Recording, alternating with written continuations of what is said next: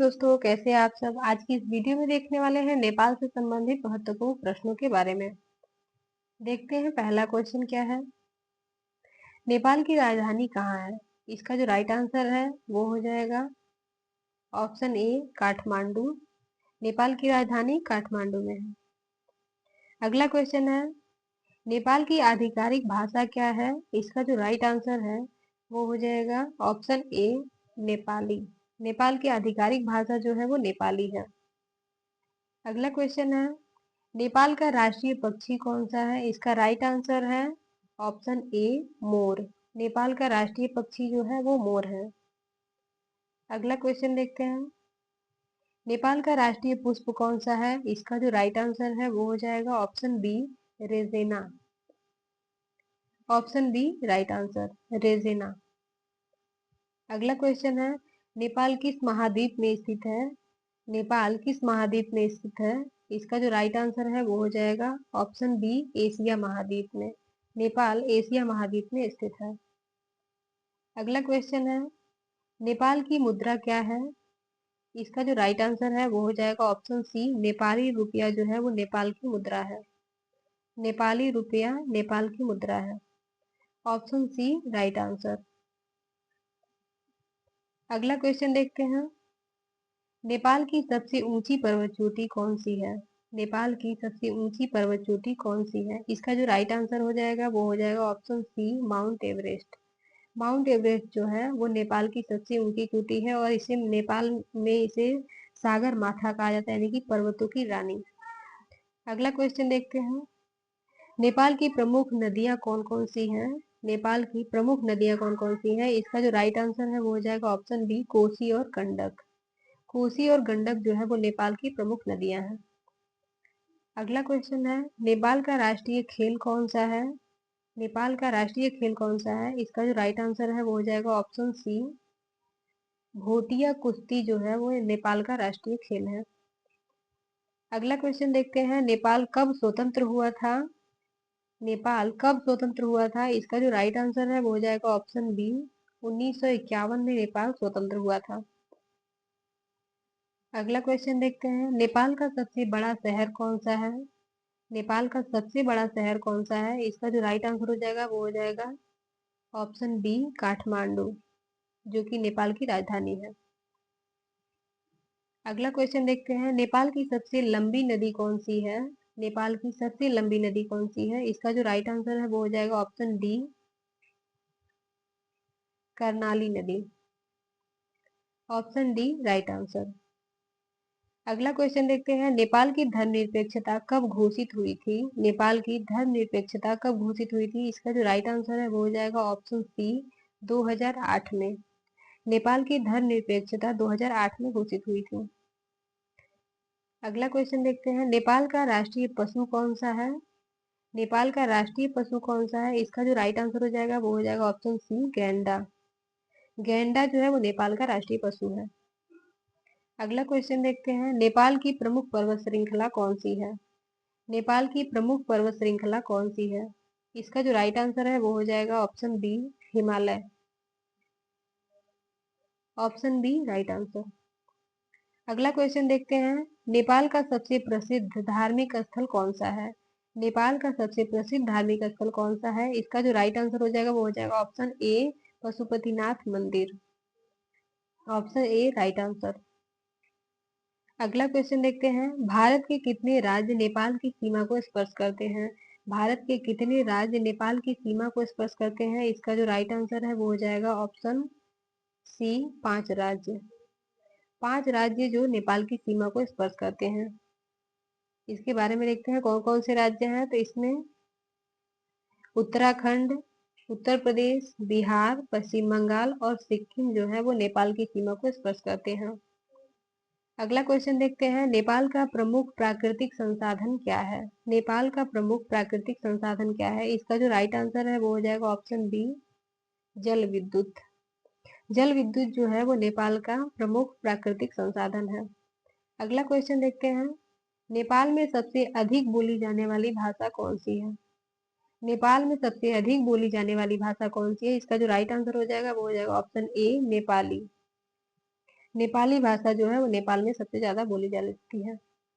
अगला क्वेश्चन देखते हैं, नेपाल की संविधान सभा किस वर्ष बनाई गई थी? नेपाल की संविधान सभा किस वर्ष बनाई गई थी? इसका राइट आंसर हो जाएगा ऑप्शन बी 2008 में। Right answer option B. अगला क्वेश्चन देखते हैं, नेपाल का राष्ट्रीय ध्वज कैसा है? नेपाल का राष्ट्रीय ध्वज कैसा है? इसका राइट आंसर है ऑप्शन बी त्रिकोणाकार। Option B right answer. अगला क्वेश्चन देखते हैं, नेपाल की सबसे लंबी नदी का स्रोत कहाँ है? नेपाल की सबसे लंबी नदी का स्रोत कहाँ है? इसका जो राइट आंसर है वो हो जाएगा तिब्बत में। Right answer option A Tibet. अगला क्वेश्चन देखते हैं, नेपाल की सबसे बड़ी झील कौन सी है?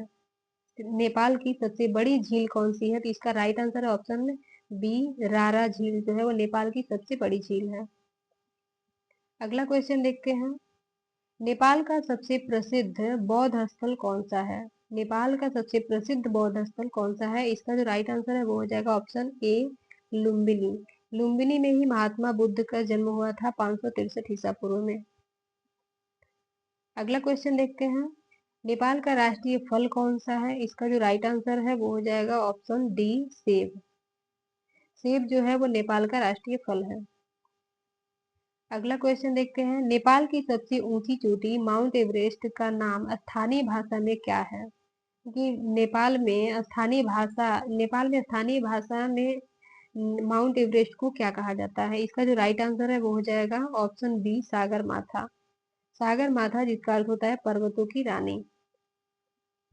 अगला क्वेश्चन देखते हैं, नेपाल में प्रमुख पर्वतारोहण स्थल कौन सा है? इसका जो राइट आंसर है वो हो जाएगा उपयुक्त सभी, अन्नपूर्णा, धौलागिरी और मकालू ये सभी है। अगला क्वेश्चन देखते हैं, नेपाल में किस पर्वत की प्रसिद्ध एवरेस्ट बेस कैंप है? इसका जो राइट आंसर है वो हो जाएगा option B Mount Everest. Option B right answer. अगला क्वेश्चन देखते हैं, नेपाल की सबसे पुरानी शाही राजधानी कौन सी थी? नेपाल की सबसे पुरानी शाही राजधानी कौन सी थी? इसका जो राइट आंसर है वो हो जाएगा ऑप्शन सी भक्तपुर। भक्तपुर जो है वो नेपाल की प्राचीन शाही राजधानी थी। अगला क्वेश्चन देखते हैं, नेपाल की राष्ट्रीय खेल प्रतियोगिता का नाम क्या है? नेपाल की राष्ट्रीय खेल प्रतियोगिता का नाम क्या है? इसका जो राइट आंसर है वो हो जाएगा ऑप्शन सी राष्ट्रीय खेल महोत्सव। अगला क्वेश्चन देखते हैं, नेपाल की सबसे बड़ी नदी कर्णाली का में कौन सा प्राचीन पुल है? कर्णाली नदी में कौन सा प्राचीन पुल है? इसका जो राइट आंसर है वो हो जाएगा ऑप्शन सी कर्णाली पुल।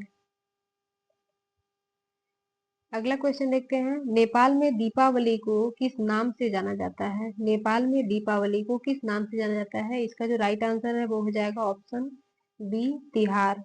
नेपाल में दीपावली को तिहार कहा जाता है। अगला क्वेश्चन देखते हैं, नेपाल की सबसे प्रसिद्ध कृषि फसल कौन सी है? नेपाल की सबसे प्रमुख कृषि फसल कौन सी है? इसका जो राइट आंसर है वो हो जाएगा ऑप्शन सी चावल। Option C right answer. अगला क्वेश्चन देखते हैं, नेपाल की प्रमुख खनिज संपत्ति क्या है? नेपाल की प्रमुख खनिज संपत्ति क्या है? इसका जो राइट आंसर है वो हो जाएगा ऑप्शन बी कोयला और जस्ता। कोयला और जस्ता जो है वो नेपाल की प्रमुख खनिज संपत्ति है। अगला क्वेश्चन देखते हैं, नेपाल का सबसे बड़ा राष्ट्रीय उद्यान कौन सा है? नेपाल का सबसे बड़ा राष्ट्रीय उद्यान कौन सा है? इसका जो राइट आंसर है वो हो जाएगा ऑप्शन ए चितवन राष्ट्रीय उद्यान।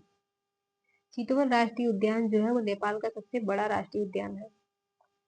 अगला क्वेश्चन देखते हैं, नेपाल का सबसे बड़ा झील फेवा झील जो है वो कहाँ स्थित है? फेवा झील कहाँ स्थित है? तो ये पोखरा में स्थित है।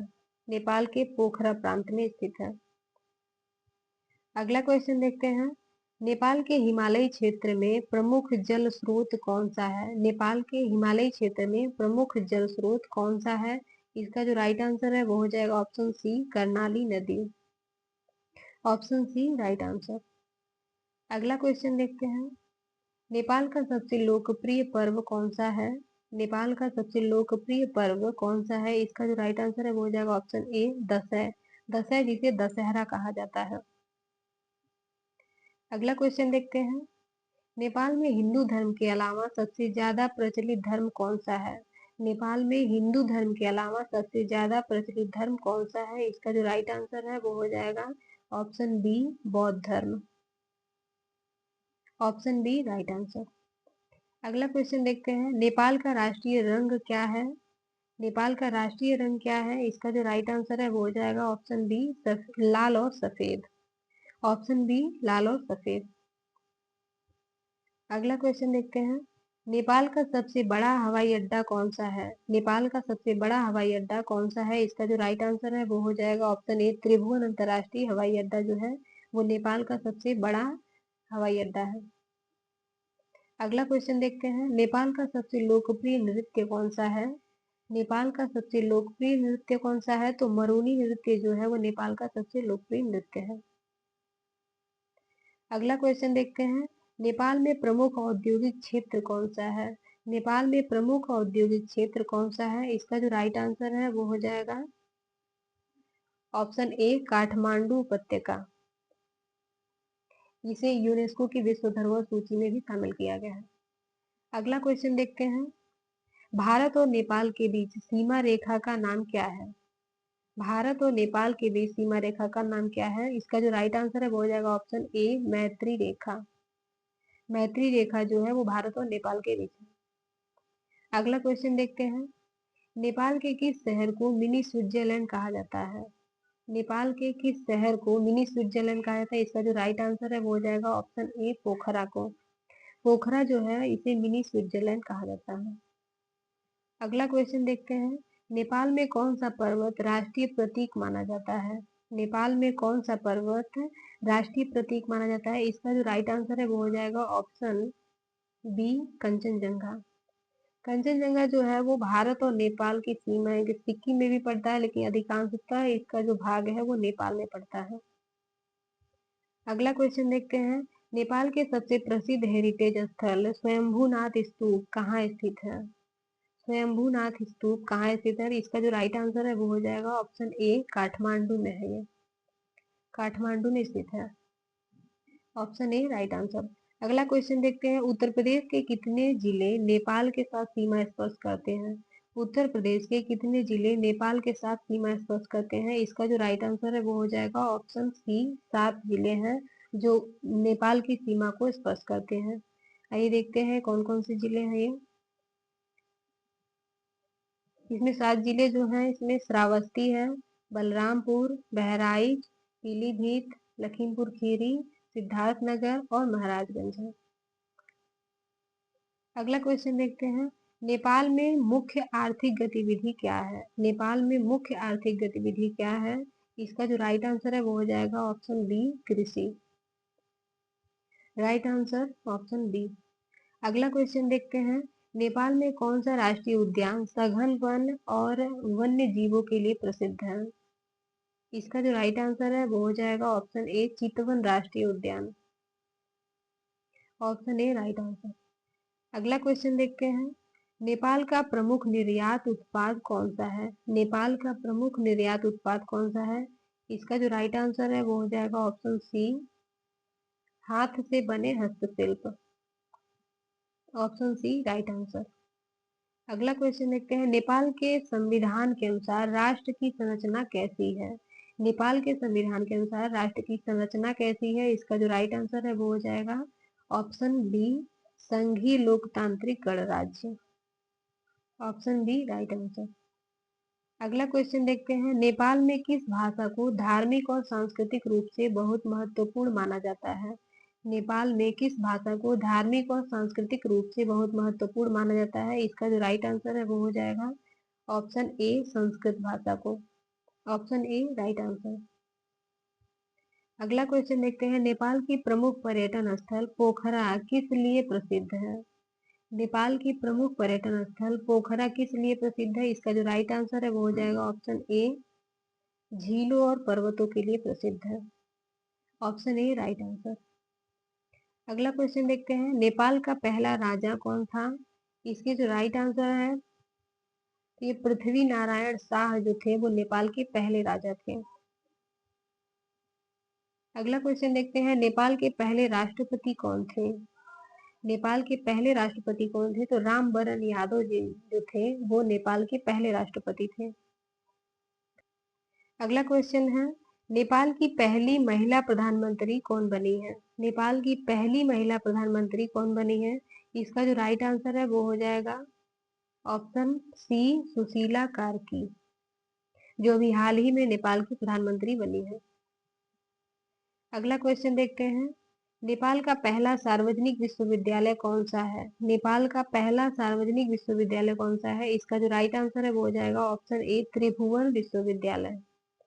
त्रिभुवन विश्वविद्यालय जो है वो नेपाल का पहला सार्वजनिक विश्वविद्यालय है। अगला क्वेश्चन देखते हैं, नेपाल की पहली महिला राष्ट्रपति कौन बने? नेपाल की पहली महिला राष्ट्रपति कौन है? तो इसका जो राइट आंसर है वो हो जाएगा ऑप्शन ए, विद्या देवी भंडारी जो है वो नेपाल की पहली महिला राष्ट्रपति है। अगला क्वेश्चन देखते हैं, नेपाल की संसद को क्या कहा जाता है? नेपाल की संसद को क्या कहा जाता है? इसका जो राइट आंसर है वो हो जाएगा ऑप्शन डी, राष्ट्रीय panchayat. Option D right answer. अगला क्वेश्चन है, नेपाल का पहला अंतर्राष्ट्रीय हवाई अड्डा कौन सा था? नेपाल का पहला अंतर्राष्ट्रीय हवाई अड्डा कौन सा था? इसका जो राइट आंसर है वो हो जाएगा ऑप्शन ए, त्रिभुवन अंतर्राष्ट्रीय हवाई अड्डा। Option A right answer. अगला क्वेश्चन देखते हैं, द चेस जिसे सार्क कहा जाता है का मुख्यालय कहाँ स्थित है? इसका जो राइट आंसर है वो हो जाएगा ऑप्शन डी, काठमांडू नेपाल में। Option D right answer.